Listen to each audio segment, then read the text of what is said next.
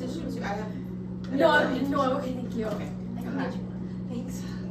So, I think I read this one at the first open mic we had, but I'm gonna do it again, cause That was 6 months ago. I mean, who remembers it? I was there. And it's like, it's not like my favorite, but it's like the most important one to me. So this is called "The Hearts on My Hands." You know, it's never felt right to summarize you as the guy who sexually assaulted me, and you did. I'm not making up excuses for you anymore, and I'm not sugarcoating it. You messed me up in ways I didn't know a person could. But it's been almost a year, and the anger I once had has faded. You were never just one thing, and you never will be. You weren't a stranger in an alley, you weren't a pervert on a playground, you were mine.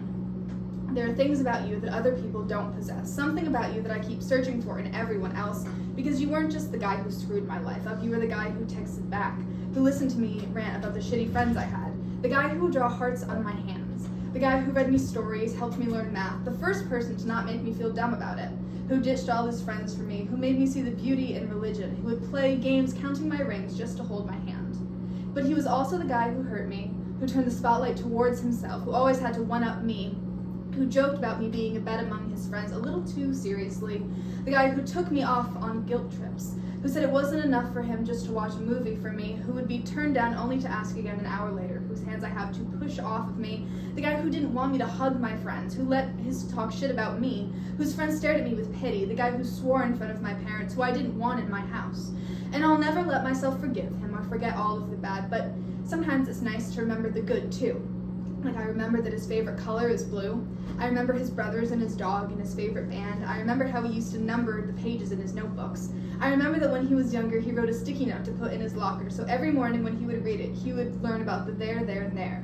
Surely no one who writes sticky notes about pronouns can be that bad, right? I remember that we had 3rd and 6th period together, but we didn't have either of those classes on Tuesdays, which I then deemed to be the worst day. It's funny how they grew to be the best. I remember how people used to think we were a long-distance couple because we were always on the phone. And that was because I liked who he was when he couldn't touch me. I loved him with a barrier, and I was scared of him without it. But God, I still remember how he knew every answer in biology class because he took it the year before. I remember how he would mutter funny side comments at the teacher that only I could hear. And I remember how she loved our love. She loved to see me glance at him. She loved to partner us together. She loved seeing us grow in her class, and she saw us fade. She was the first person I told about what he did, and she saw what he did to me. He ruined you. Sometimes I can't help but wonder what would have happened if I got comfortable, or if he didn't do the things that made me uncomfortable.